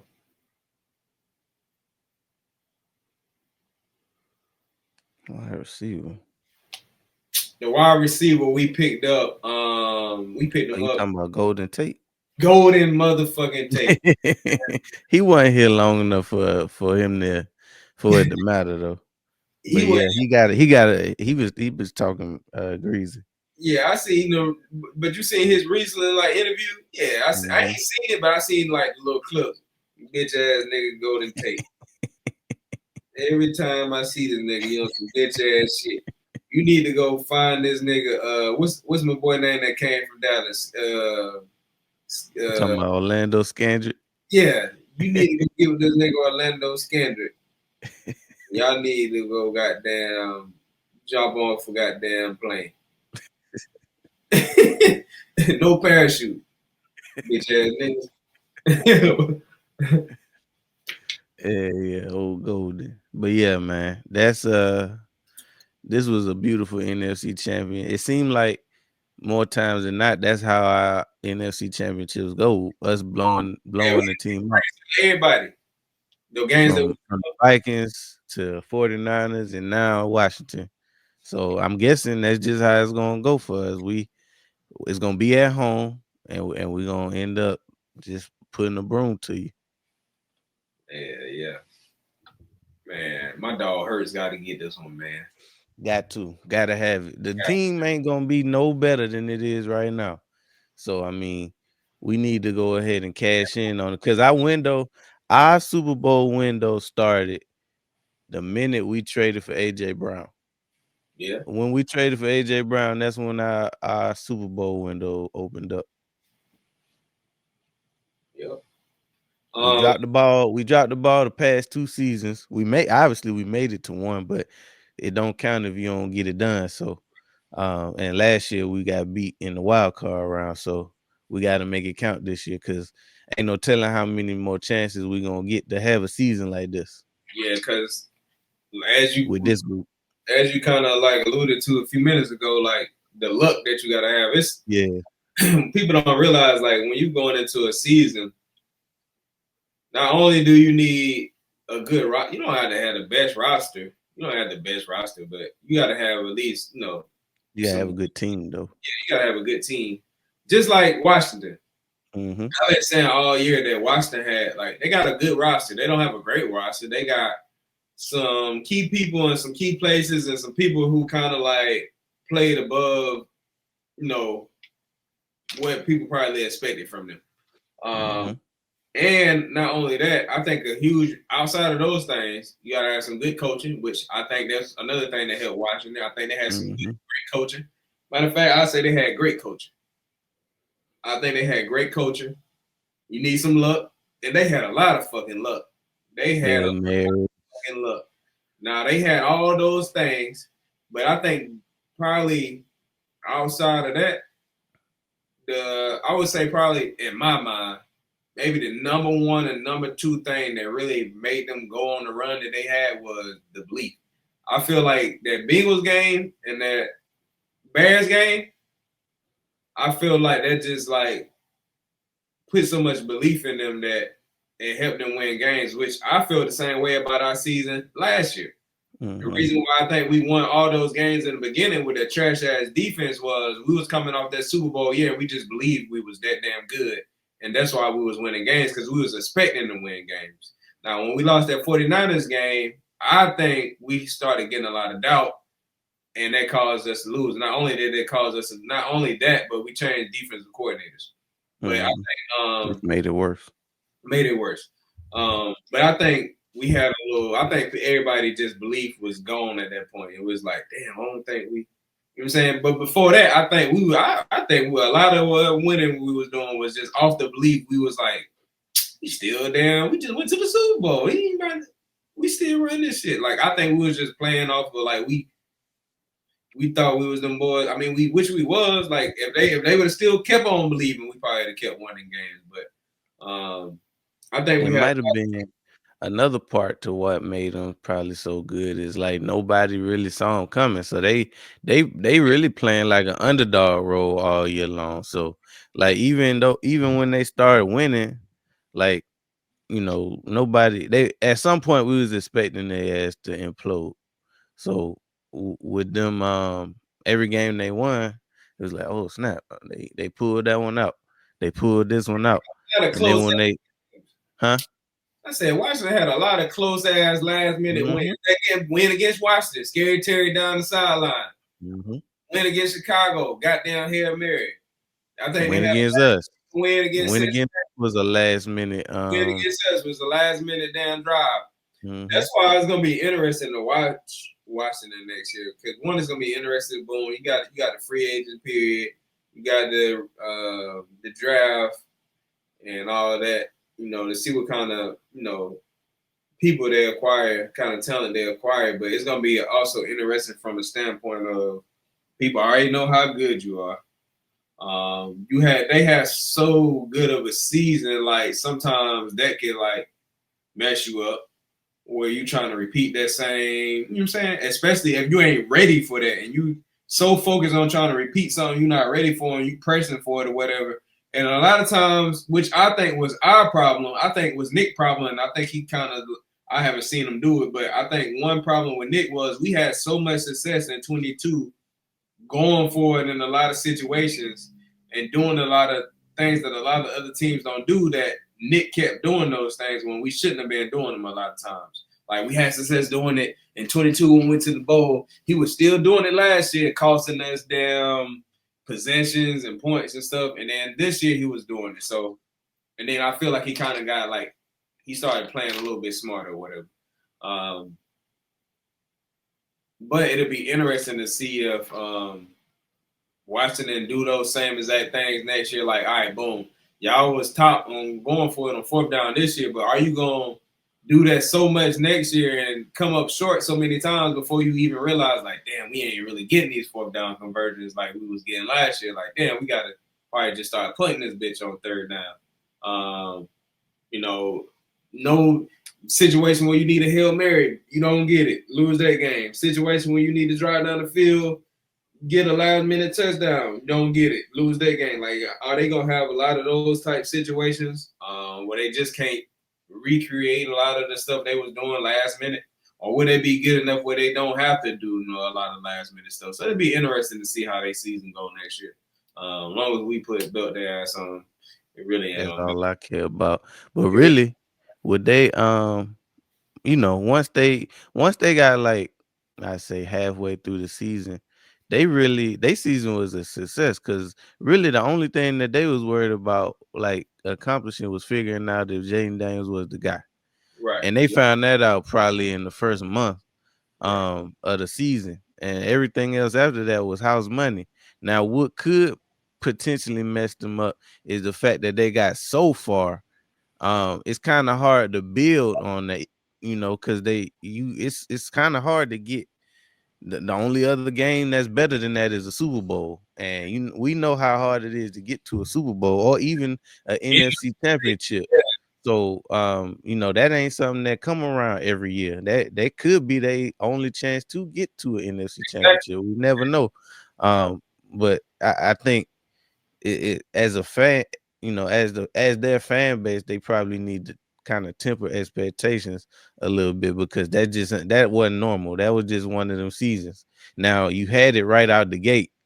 And after so many years of being like trash, it probably felt real good to have something to cheer for this late in the season. But anything outside of really shit, you probably just need to hope that you make the playoffs next year instead of hoping that you go on another run, or adding these whole bunch of pieces and expecting, oh, next year we're gonna go to the Super Bowl. It A don't lot of work that way. well, a lot of it will be predicated off of that. What they do in the offseason. Now, if they go get T. Higgins and they go get damn Max Crosby and goddamn get some linemen or something, all right.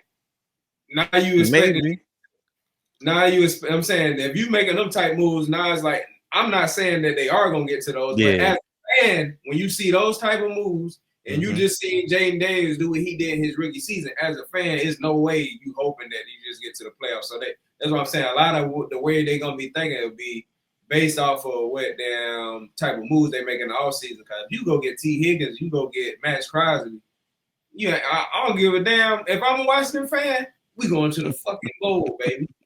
I ain't gonna say we're going to the bowl, but we're going to.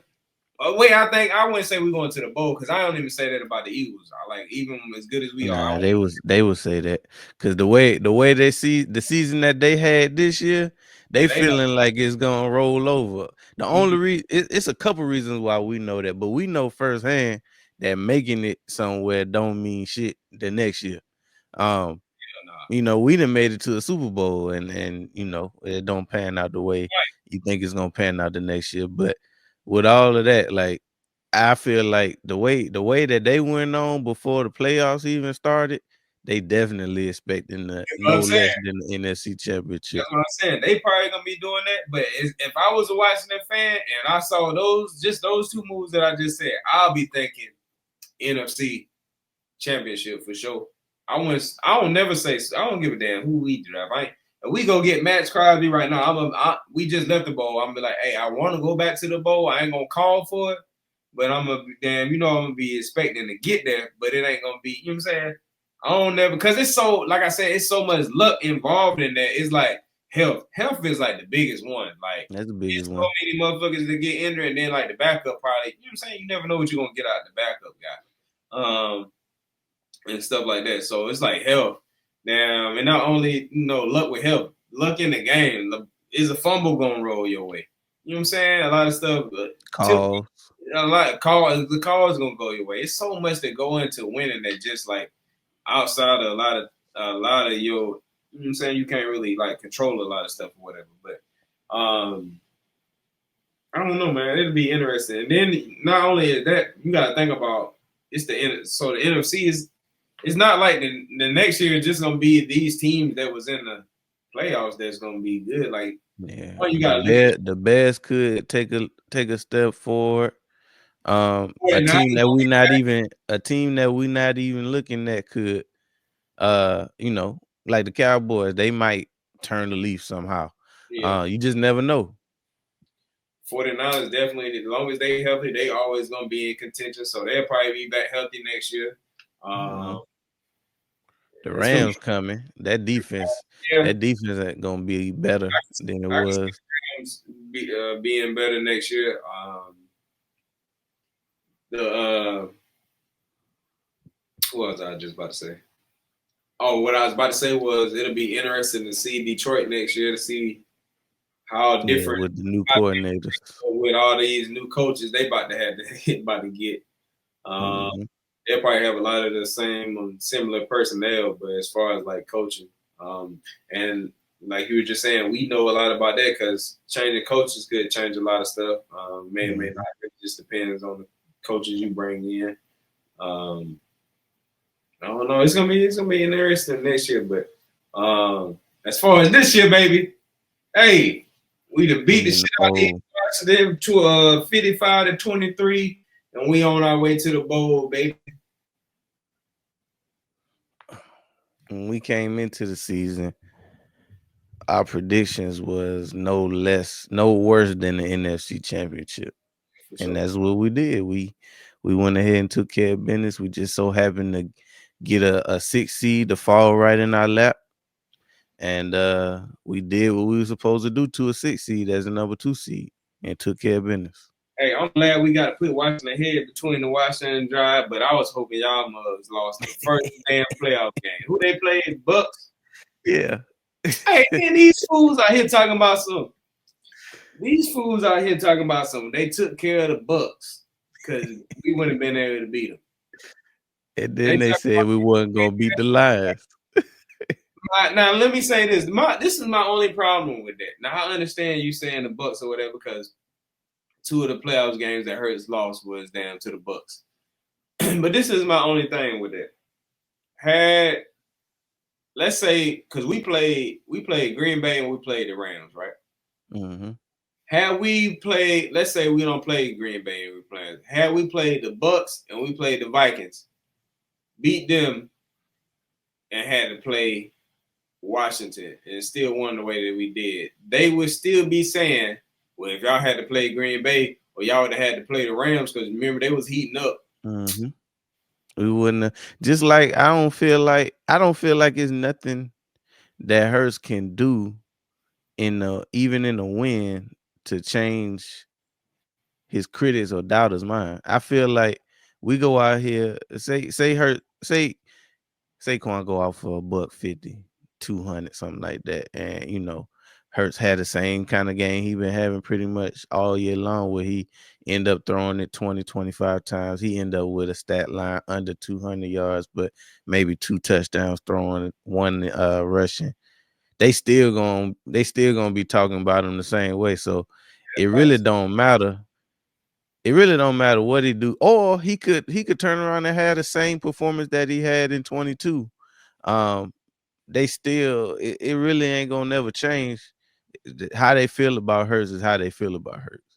Right. And the only thing that probably would change it, and I still don't think it'll really change everybody's mind, is if he win like 2 or 3 of them things. But even then they're gonna chalk it up to a super team, or it's gonna be some other reason outside of Hurts that he having the success that he had. Nah, that's fact. That's exactly what they're gonna do. I'm gonna tell y'all this right here, right now, because I'm gonna be on the live stream. You'll be able to see it with your own eyes.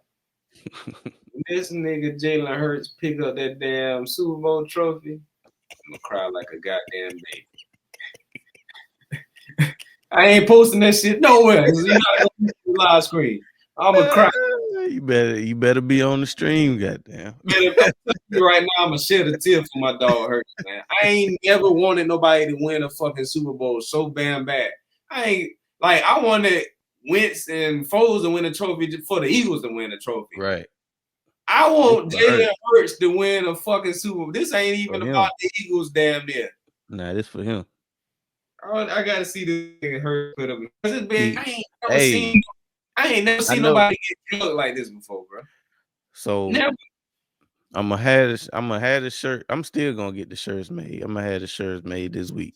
But it's another shirt that I'm gonna have, and it's gonna have Jalen Hurts on it, and under that is gonna say overhated instead of overrated. Right. Nah, I ain't never seen nobody get drugged like bro be getting drugged. Like that shit too crazy. Like they'll find anybody. They'll find any and everybody to put over Hurts. Like Jaden Daniels he a rookie. He already the best quarterback in the division. Next year when they coming into the season, they talking about the top 5 quarterbacks. They gonna say Jaden Daniels. Mm-hmm. They probably gonna take Stroud out because they had Stroud in there from his rookie season. They had him, yeah.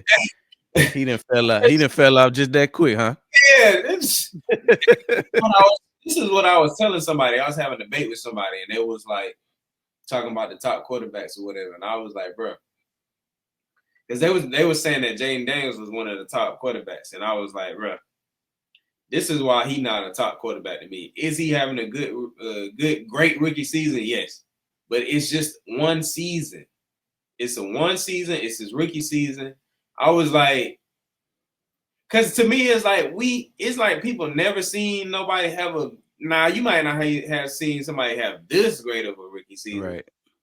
but we You didn't seen people in a new situation have good seasons in that situation for the first time. We've seen quarterbacks come to Stroud. We've seen Cam Newton. We've seen Stroud. We've seen a lot of these guys have really good rookie seasons, and then most of them they might go on to be like good, but like then like people make it seem like all right, boom, he gonna be in the Super Bowl next year because right, this about to be what he did this year about to just be his normal. if that was the case, Lamar would have already been in the Super Bowl. Josh Allen would have already been in the Super Bowl.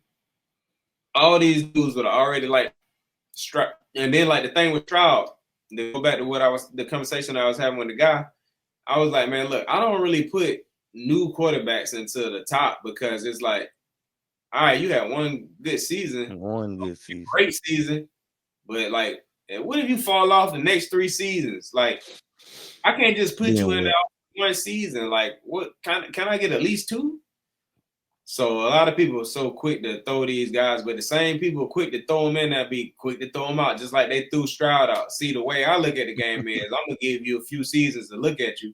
So when you had that one bad season, I'm gonna be like, you just had a bad season. He's still top 5. Yeah, he's still top 5. He's still top 10 or whatever. But what a lot of people do is they go from season to season. All right, boom, Stroud top 5 next year, or not even top 10. Yeah, Stroud top 10. Next year, he have a bad season. It might not even be his fault. Yeah, that Stroud trash. Yeah, damn, because he had one bad season. And people be treat athletes like they ain't even human, goddamn. Yeah, they can't make no mistakes. No mistake. But you know, a lot of that too, if you're not a fan of a team, most fans don't look at the whole games. Like they just be looking at highlights and box scores. They look at their team and then they look at highlights and box scores to form their opinions for every other team in the league. And if you don't look at the games, a lot of the times you don't get the context of what actually happened. Yep. And not only do they just look at what you name, they listening to the analysts. Yep. So all their opinions is all for highlights, box scores, and what analysts talking about. So that's the analysts ain't doing nothing but looking at box scores and highlights. The blind leading the blind. Exactly. They go look at some primetime games, and if you have a bad game on a primetime game, boy, they just stand. Having a bad look, I'm gonna tell y'all the equivalent to having a bad game on a primetime game is like coming to school musty one day. You musty for the rest of your life. Rest of your life. Yeah, you little musty dude right there. There you go. Yeah, little musty Steve. You just came to school musty one day. You little musty Steve for the rest of your school grades. Little blank. Like you had the rest of that season, unless you show out or something like that on another primetime game. Because if you show out again on the 1 o'clock game, they ain't gonna talk about you.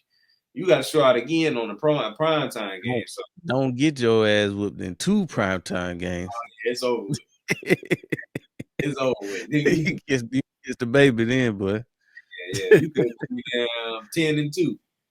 There's 2 games. Yeah, them the only 2 games. Yeah, ain't shit. But nah, man. But back on the Hurt situation was what I was saying about the quarterbacks was I was basically just telling dude though, I was like, man, look, Jaden Daniels could go out here and have a bad season next season. And then because this is my only problem with them putting quarterbacks in the top 5. I don't like when people do that and then like try to throw the guy away. So boom. Even though I'm an Eagles fan, I ain't gonna never be pulling for Jaden Daniels, but it'll be fucked up. Everybody talking about him like how they talk about him now. He have a bad season, and then they be like, like damn, because he had one bad season. Like it's crazy. To me, it's crazy how fans do. We already know how fans do though. Yeah, even like with Stroud, it's like damn. And then we're probably now. I'm gonna say it pissed me off, but what be crazy to me more than anything is most of the people Most of the people be saying this be trashing their own goddamn life. Like, bro, you ain't doing shit. What the fuck are you talking about? You ain't doing shit. Goddamn. But you want your team to be perfect. Yeah. Goddamn. Your mama can't even get your ass a clean room. What the fuck? This nigga goddamn 38.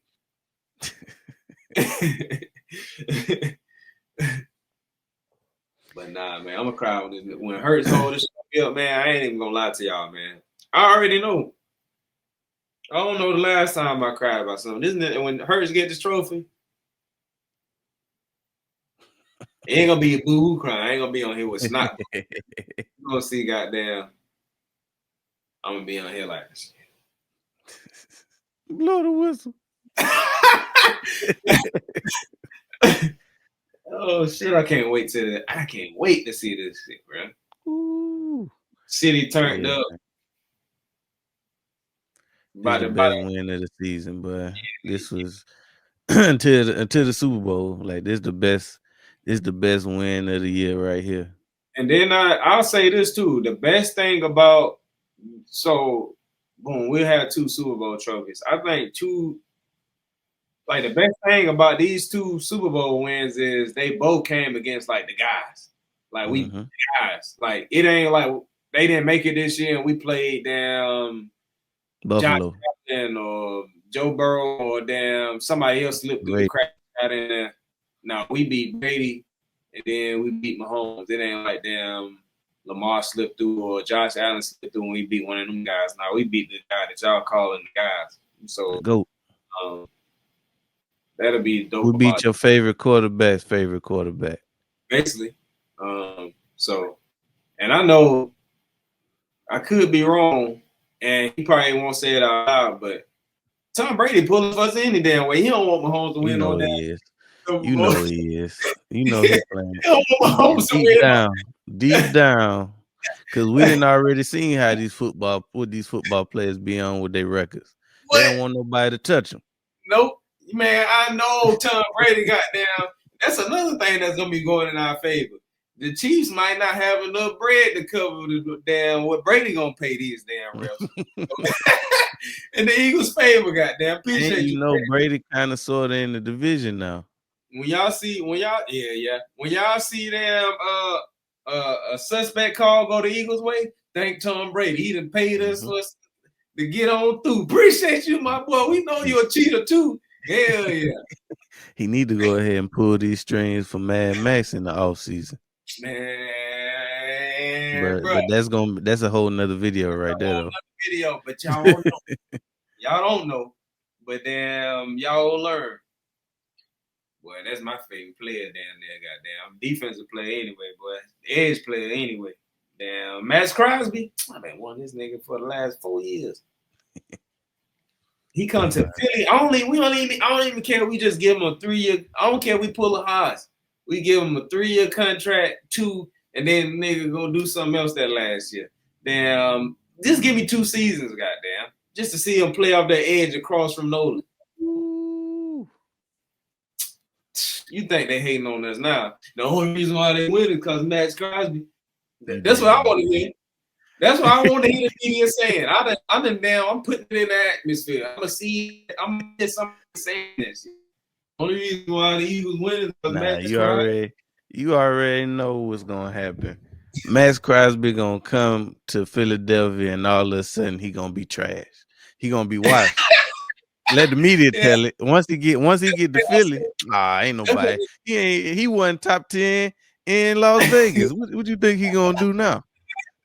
As soon as he start getting off, really, that's what they do. As soon as we draft somebody, they trash. As soon as they start getting off, the only reason why they win is because the same player we said was going to be trash is good.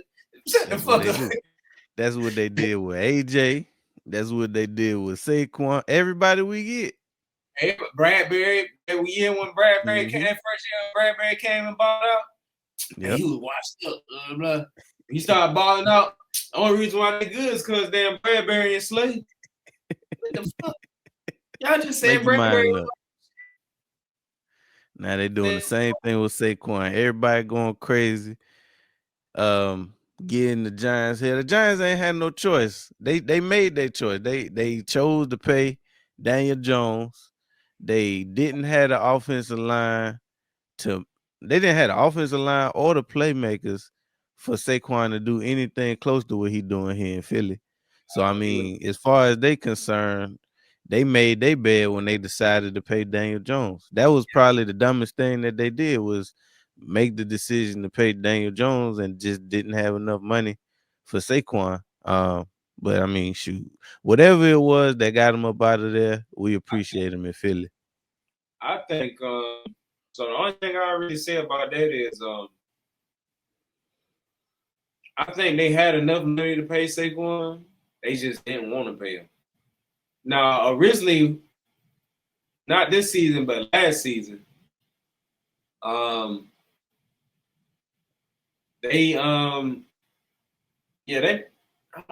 don't really see. Yeah, that's crazy. That whole situation crazy because it should have never even came to. It should have never even came to Saquon even being available. Nope. One, because if you go back and look at that whole situation, like the reason why they was good was Saquon. Daniel Jones, the success that Daniel Jones was having was because of Saquon. A lot because of Saquon. Everybody worried about Saquon. Daniel Jones was able to use his legs, and he was making some key throws in a lot of situations. And then they turn around, pay Daniel Jones, don't pay Saquon, and then that's the year they had him on the what you call that thing? Franchise tag. Yeah, they had him on the franchise tag, I guess. I don't even see why you would even not pay Saquon. Like, and then this season, boom. So we moved to this season. I don't know what they was doing last season when they paid Daniel Jones, but I know this season, if you could go look at the video, it ain't like they didn't have the money. It's like they didn't believe that Saquon would get no bread. So they was like, they was trying to save money. They had the money, but they like, bro, we saving this few more million.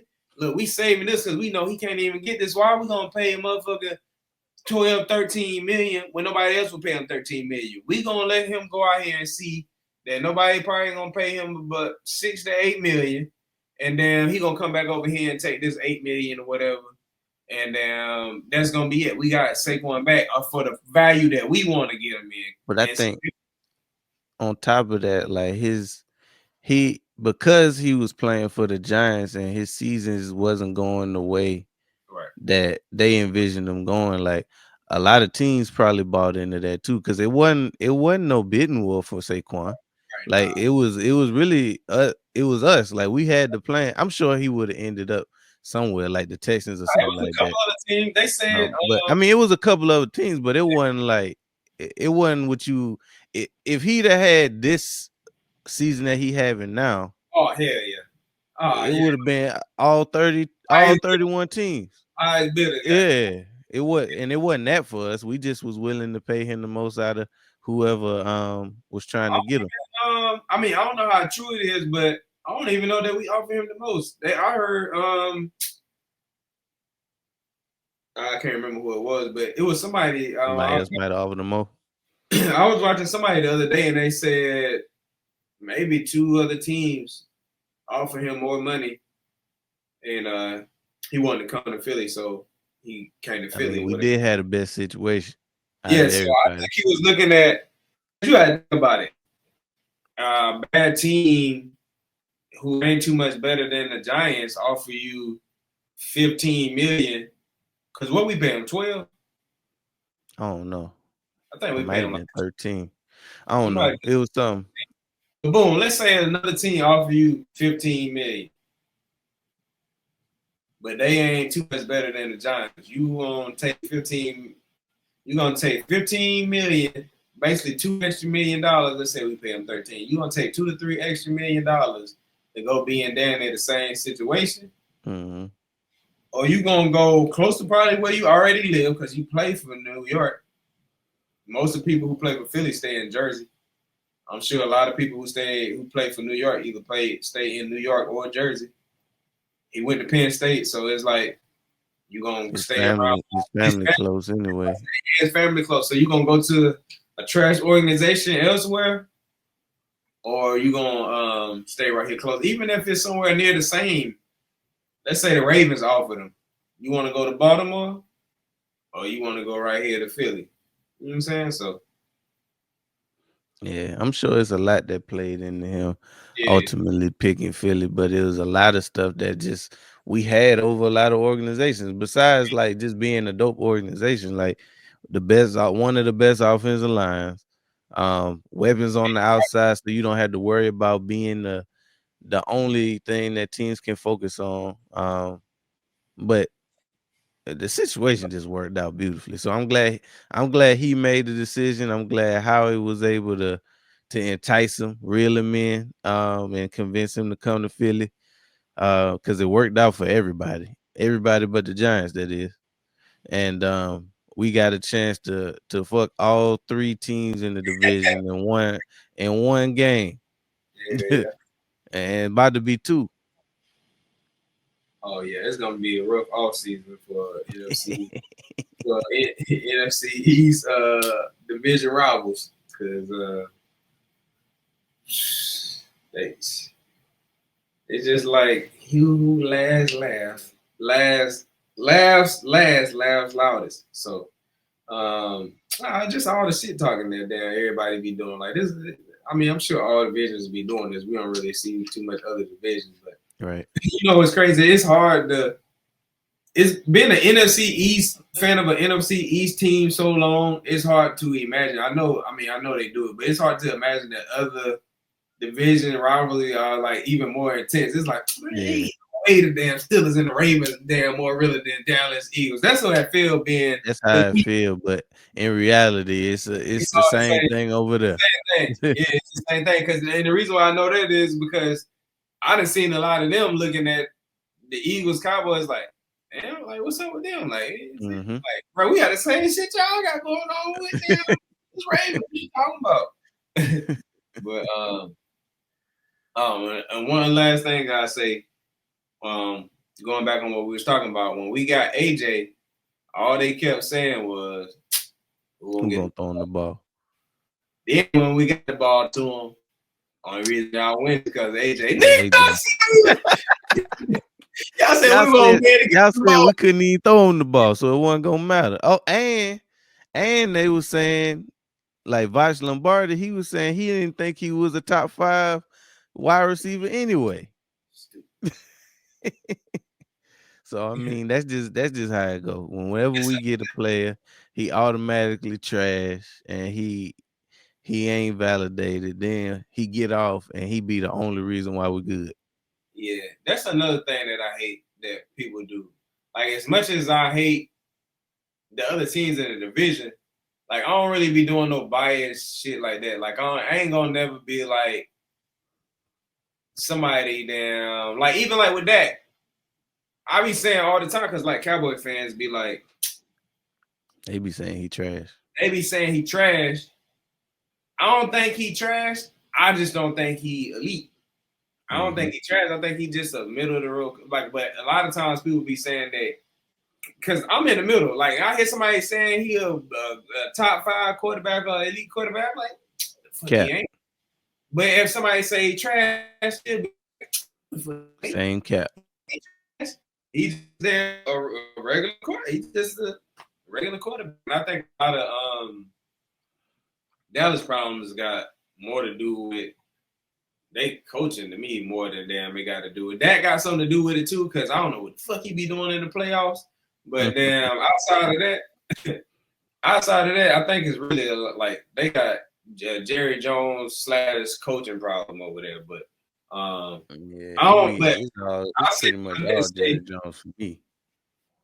I'm saying all that to say I don't do like the bias stuff with like other players and teams. Like I would never say you know what I'm saying? I would have never been trying to downplay damn players just because they play for another team. Like I've been talking about old boy for Dallas all season, Overshown. This dude is he a dog. He a dog. Now I can't say I wasn't ever too concerned about Washington getting Lattimore, but we cooked him in New Orleans, so I ain't had no reason to believe it was gonna change when he changed jerseys. Yeah, but this another thing too. So it's two sides of that. All right, and maybe this is why they do it. Boom, team like Washington get Lattimore. We be like, you worry about no fucking Lattimore. They might think we trying to downplay it. Yeah, But really, we really not worried about the we're motherfucker. really Like, not. vice versa. In a Let situation where, Lattimore come to Philly. Lattimore come to Philly, you better be worried. but Because we're that, gonna but put him in position. yeah, And we got the players around him yeah. where he don't have to be a savior. He just gonna be able to. He gonna just need to lock down his side of the field. He don't have to be no travel to this side to the Yeah. best player or be in the slot. See, Yeah. when players go to other organizations, they got to be pretty much the savior of the organization, and they got to be basically their best self. But when you come to Philly, you just got to do your job, and that's it. Right. That's what I was just about to say too. Like your situation matter as well. Like a lot of times we see players come to Philly and play their best ball, and like you said, 9 times out of 10 we put players in the best position. Like when we got Bradbury, I think that's the difference between Bradbury last year and the year before. I think the way that game ran the scheme is better for Bradbury's skill set versus the way Sean Desai ran it last year. I don't think it fit Bradbury's scheme. And plus, he's a year older at that point. So not only do you got a player who a year older, you got him in a position that's not great for his skill set. So that's just like the whole Lattimore thing. Like, and then like Lattimore coming off, he damn near ain't played the whole time he was in Washington. So now he finally started playing. Y'all think he about to lock down AJ? Probably not. And then he older. Like this ain't Lattimore like back in the day. Lattimore like ain't nobody saying he old, but he ain't young either. And ain't nobody locking up fucking AJ 1-on-1. So get that shit out there.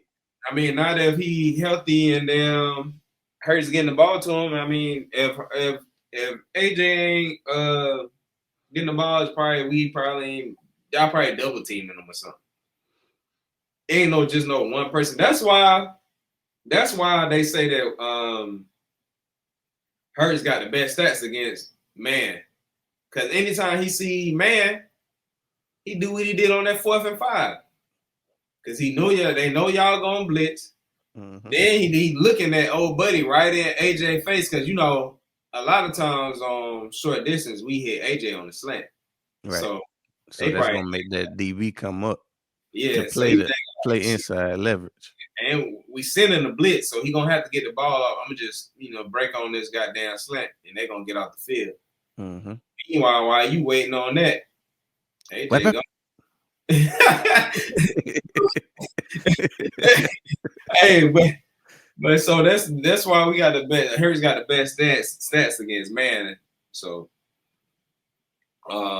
you try to, you really can't man AJ or Smitty. Like Smitty out you up. AJ just gonna goddamn go by you, muscle you up, whatever. Like it shouldn't be too many times where we ain't moving the ball because we can hit AJ on. Our top four options can't be stopped in one-on-one positions like on a consistent basis. Obviously, anybody in the NFL can get beat on any given play, but 9 times out of 10, like you ain't stopping them boys one-on-one. Man, this kind of before the Green game. Well, he came for the Washington game, but I kind of saying Dallas Goedert was going to be clutch because he the better run blocker. Calcaterra real good. He good in the pass game. He been doing real good in the pass game. But when it comes to like all around, and we've been able to see that because Dallas Goedert been blocking his ass off, and he been catching his ass off. So then I expect nothing less. I expect nothing less in this damn Super Bowl game. Hold on to the ball and goddamn get your rocks off before he get nicked up. Yeah, so go ahead and feed him early in the middle to get them worried about the middle. And I I think we can. I think we can talk about this on the KC thing, but I think we could give. I think we can get KC fits with Dallas guy. Absolutely. We'll be able to be honest, we'll be able to get them fits with a lot of shit, in my opinion. But yeah, like you said, we'll talk about that in the next episode because we're reaching 2 hours. Yeah. And we can go on talking about the birds for another 2 hours. Yeah. All right, y'all.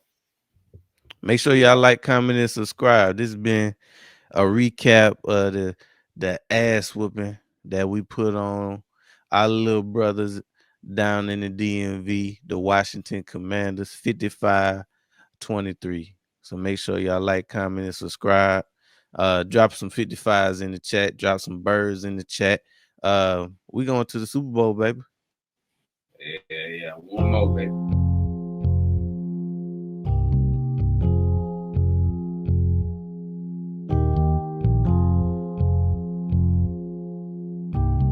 Damn, D-Mark, this bitch hard as a motherfucker.